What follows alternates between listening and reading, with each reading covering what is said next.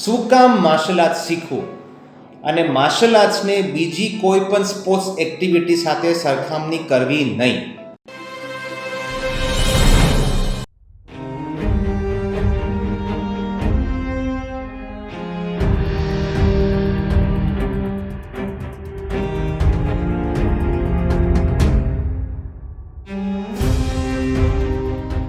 Hello everyone, welcome to fitness and martial arts with Vispy Kharadi.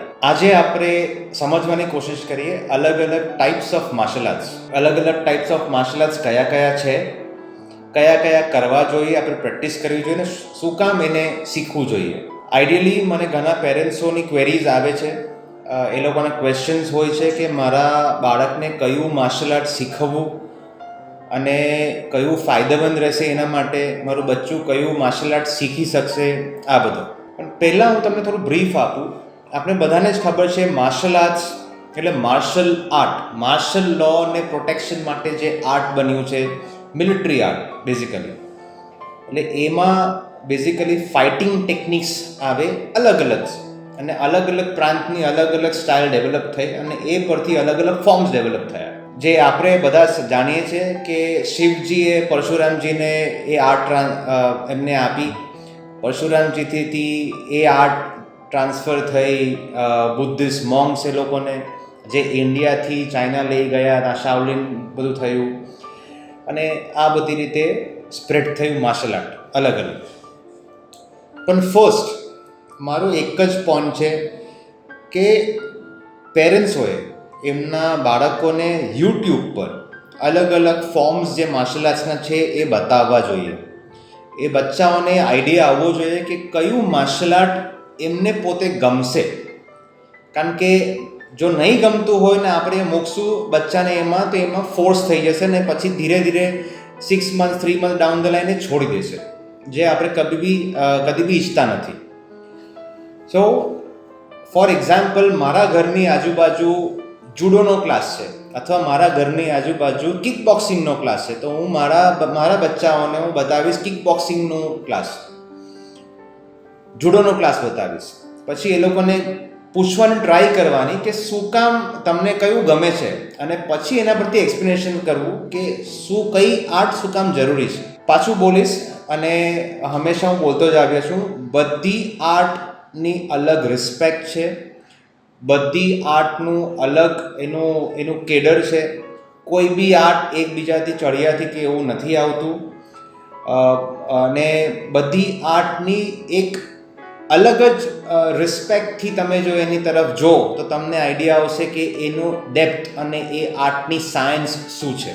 અને સૌથી મોટો ક્વેશ્ચન આવવો જોઈએ આપણા બધામાં, વાય, શું કામ માર્શલ આર્ટ શીખવું અને માર્શલ આર્ટ્સને બીજી કોઈ પણ સ્પોર્ટ્સ એક્ટિવિટી સાથે સરખામણી કરવી નહીં. આઈ એમ નોટ સેઇંગ કે કોઈ બી બીજી સ્પોર્ટ્સની હું અગેન્સ્ટ છું. હું પોતે બી સ્પોર્ટ્સમેન છું, ઘણી બધી સ્પોર્ટ્સ રમ્યો છું, નેશનલ લેવલ, સ્ટેટ લેવલ્સ પર. પણ ફોર એક્ઝામ્પલ, તમે ક્રિકેટર છો તો કઈ કાલે ઉઠીને કઈ અનફોર્સન સિચ્યુએશન આવી, રસ્તા પર કઈ એવી સિચ્યુએશન આવી જે તમે અને તમારા ફેમિલી રિસ્કમાં મુકાવશો, તો ક્રિકેટ તમારી જાન નહીં બચાવી શકશે, માર્શલ આર્ટ્સ બચાવી શકશે. અને એટલા માટે જ માર્શલ આર્ટ્સ શીખવું. હા, અલગ અલગ ફાયદા ગેમના બચ્ચાઓને મળે છે કોલેજમાં, સ્કૂલ્સમાં, નોકરીઓમાં, એ અલગ ફાયદા છે, એ બાય પ્રોડક્ટ્સ છે, એ આવ્યા કરશે લાઈફમાં. પણ મેઇન ઇન્ટેન્શન છે માર્શલ આર્ટ્સ શીખવું કે કાલે ઉઠીને કોઈ પણ એવી સિચ્યુએશન આવી અને તમે તમારા જો પોતાના સેલ્ફને, તમારા ફ્રેન્ડ્સોની કે તમારા ફેમિલી મેમ્બર્સની જાન બચાવી શકો રસ્તા પર, તો એ તમારા માટે સૌથી મોટું મેડલ છે. નહીં કે સ્કૂલમાં મેડલ જીતવા, સર્ટિફિકેટ જીતવા, અલગ અલગ બેલ્ટ્સ જેમ થાય છે દર 6 months, કોઈ આર્ટ્સમાં 3 મહિને બી આ એક્ઝામ્સ આવે છે, બ્લેક બેલ્ટ, આ બધા આવ્યા કરશે, that's a part and parcel of martial arts learning. પણ મેઇન છે એપ્લિકેશન ઓન ધ સ્ટ્રીટ.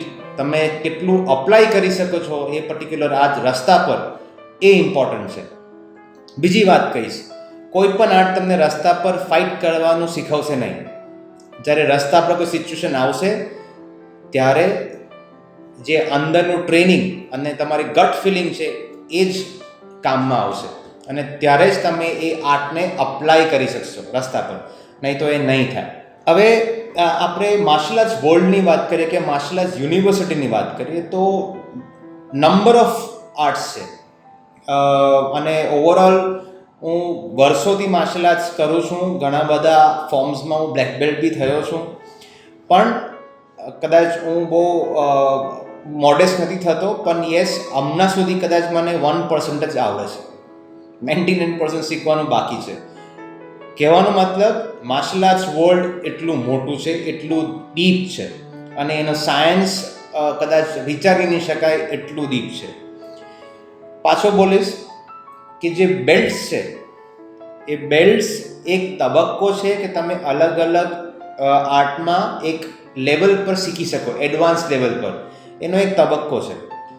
કહેવાનો મતલબ પાછો બોલું છું કે બ્લેક બેલ્ટ બચ્ચા થાય છે, પેરેન્ટ્સનો ગોલ એવો હોય છે કે મારું બચ્ચોમાં બ્લેક બેલ્ટ થવું જોઈએ કોઈ બી એક પર્ટિક્યુલર આર્ટમાં.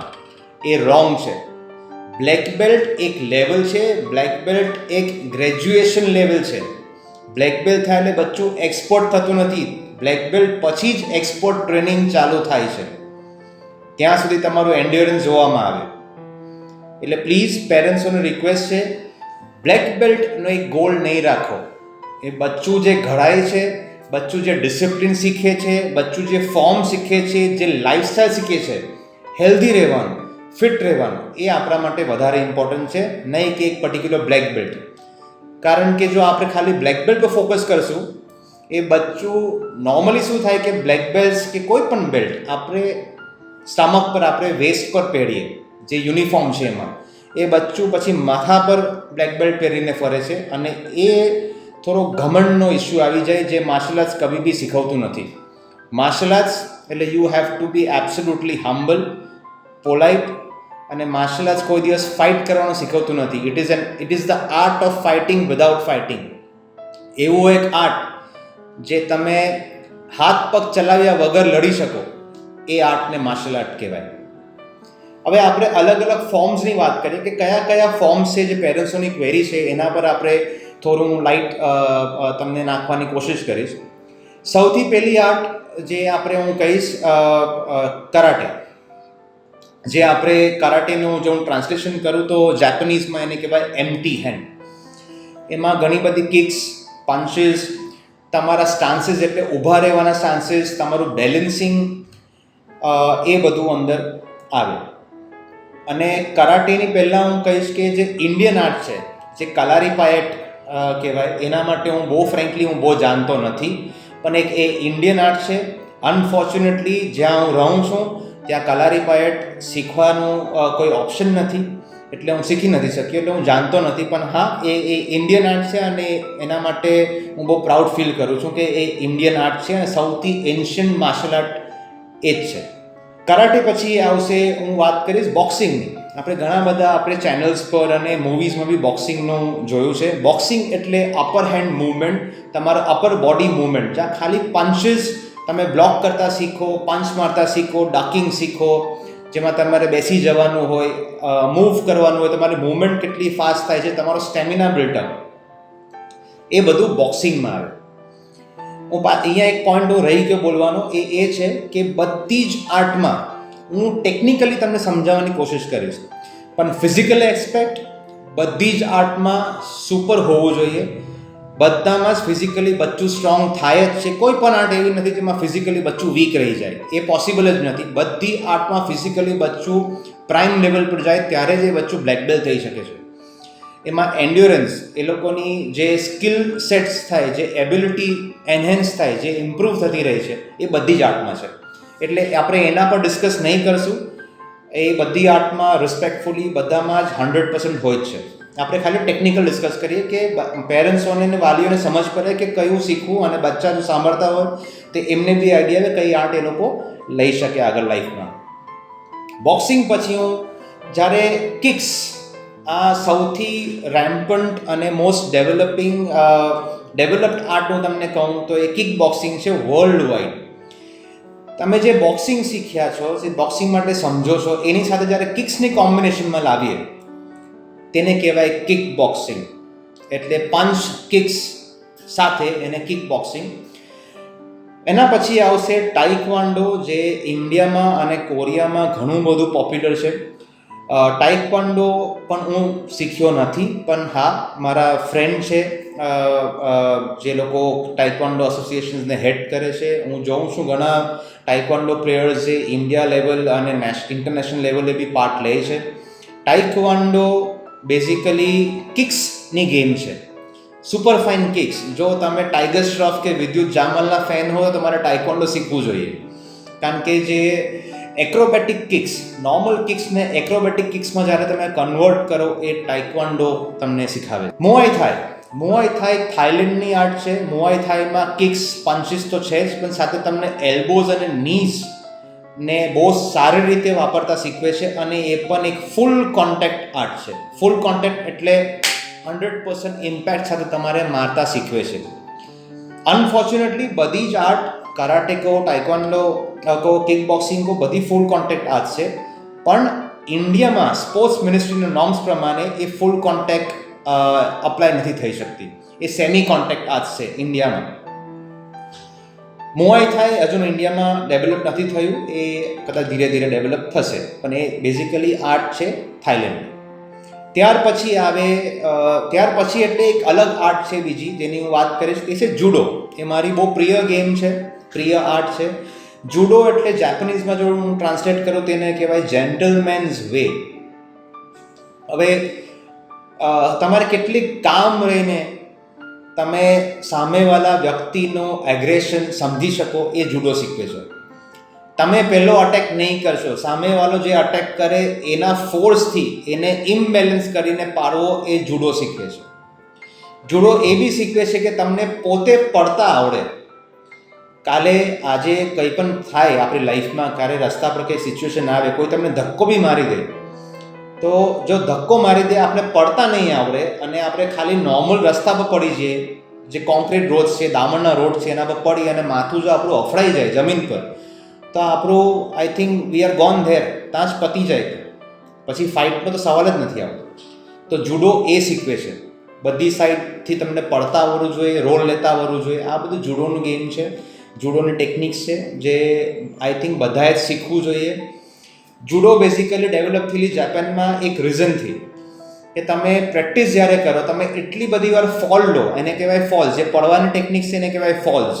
તમે એટલી બધી વાર ફોલ લો લાઈફમાં કે જ્યારે તમે ઘરડા થાવ, ઉંમરમાં વધો, 60, 65, 70 યર્સ, ત્યારે તમારા બોન્સ એટલા સ્ટ્રોંગ થઈ જાય કે તમે જો પડો બી ને તો એ ભાંગતા નથી, એ ફ્રેક્ચર થતા નથી. જે હમણાં આપણી લાઈફમાં આપણે જોઈ શકીએ છીએ કે વૃદ્ધોનો બહુ પ્રોબ્લેમ થાય છે, ઇમ્બેલેન્સ થાય છે, પડી જાય છે અને તરત જ એમના બોન્સ બ્રિટલ થઈને તૂટી જાય છે.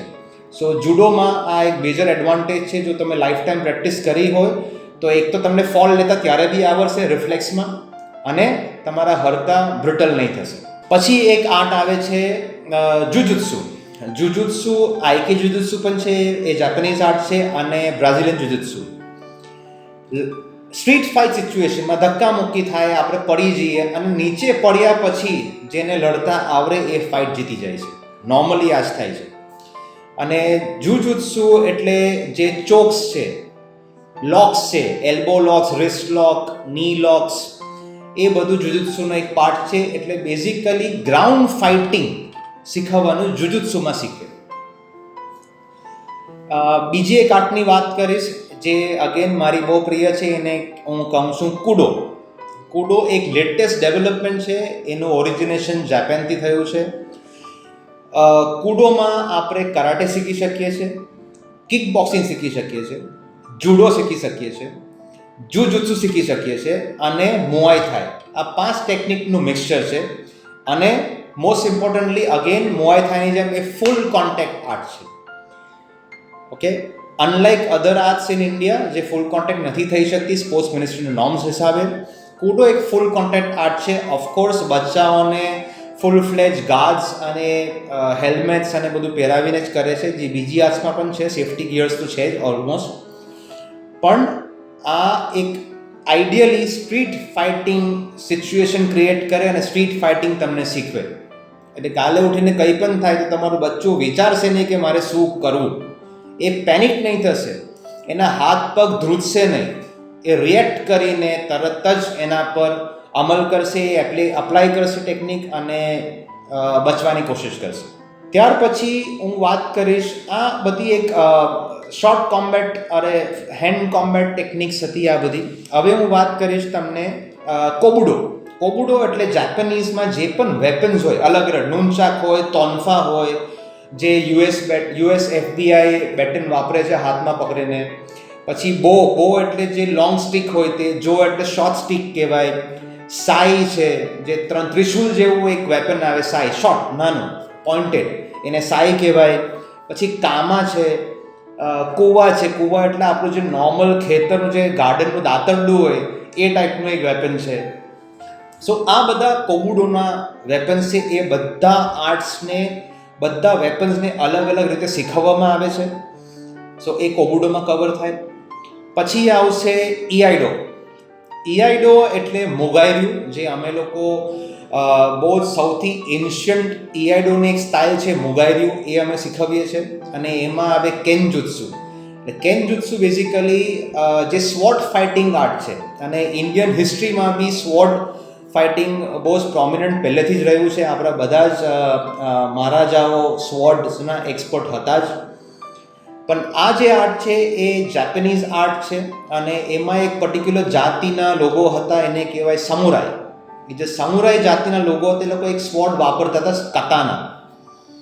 અનફોર્ચ્યુનેટલી બધાને ખબર નથી, એટલે એવું બોલવામાં આવે કે આ સ્વોર્ડને સમુરાઈ જ કહેવાય, પણ એ સમુરાઈ જાતના લોકો વાપરતા હતા, એટલા માટે એને સમુરાઈ બોલતા હતા. પણ એને સમુરાઈ ના કહેવાય, એને કતાના કહેવાય.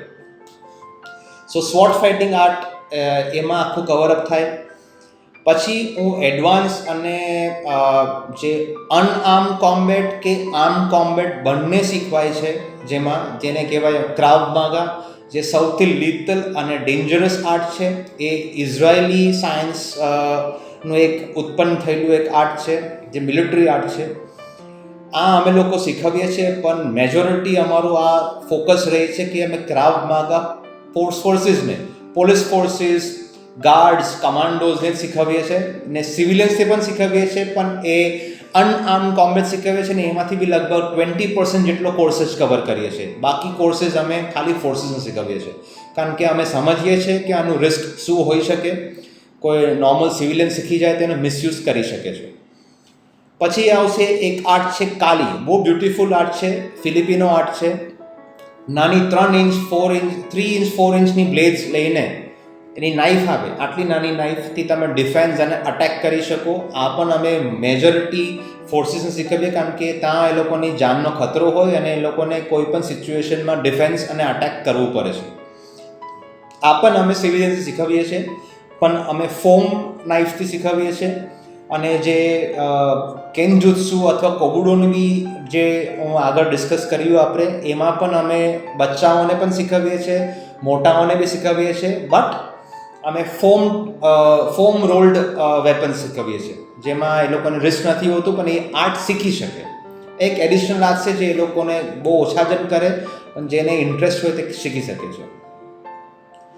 આઈડિયલી આ બધી ટેકનિક્સ જે મેં ડિસ્કસ તમારી સાથે કરી, એના પર ધ્યાન આપજો અને એ પ્રમાણે આગળ શીખવાની કોશિશ કરજો. પાછું બોલું છું, આના પછી તો બીજી બહુ બધી આર્ટ છે, પણ એમાં હું જાણતો નથી, એટલે હું ડિસ્કસ કરવા માંગતો નથી. અને એ બીજી બધી આર્ટ્સ અહીંયા છે પણ નહીં શીખવાની આપણી પાસે, તો આપણે એના પર વાત નહીં કરીશું. આઉટ એન્ડ આઉટ કોઈ પણ ફોર્મ ઓફ માર્શલ આર્ટ્સ અને એક વ્યક્તિનું જે એનું કેરેક્ટર છે એ દર્શાવશે. એનું કેરેક્ટર કેવું છે, અને એ ફોર્મ જો બરાબર શીખ્યો હોય, તમે માણસને જોઈને જ તમે પારખી શકો છો કે હા આ માર્શલ આર્ટિસ્ટ છે. એટલું બધું પ્રબલ એક આર્ટનું જે ઇન્ફ્લુઅન્સ કહેવાય તે માણસ પર પડે છે. અને એટલા માટે જ બચ્ચાઓએ નાનપણથી માર્શલ આર્ટ શીખવું જોઈએ, અને સ્પેશિયલી ફિમેલ જોઈએ તો શીખી જ લેવું જોઈએ. એમાં પછી કોઈ બાંધછોડ નહીં કરવી જોઈએ, ફેમિલીઓ બી રોકવું નહીં જોઈએ. ફિમેલ જોઈએ માર્શલ આર્ટ્સ કમ્પલસરી શીખવું જોઈએ. અને એટલા માટે જ તમે બધાએ સાંભળ્યું હશે, જે અમારા એક બહુ સિનિયર બોલિવૂડ સ્ટાર છે અને માર્શલ આર્ટિસ્ટ છે અક્ષય કુમારજી એ ગવર્મેન્ટ સાથે ઓલરેડી ઘણીવાર વાત કરી ચૂક્યા છે કે કમ્પલસરી સબ્જેક્ટ તરીકે માર્શલ આર્ટ્સને સ્કૂલ્સમાં ઇન્ટ્રોડ્યુસ કરવું. કદાચ એના પર ગવર્મેન્ટ કામ કરે તો બહુ જ સારું. નહીં તો આપણા ઇન્ડિવિજ્યુઅલ ક્લાસીસ છે જ, બધે જ છે, અને એમાં તમે બચ્ચાઓને મોકલીને ટ્રેનિંગ અપાવી શકો. Stay fit, stay healthy.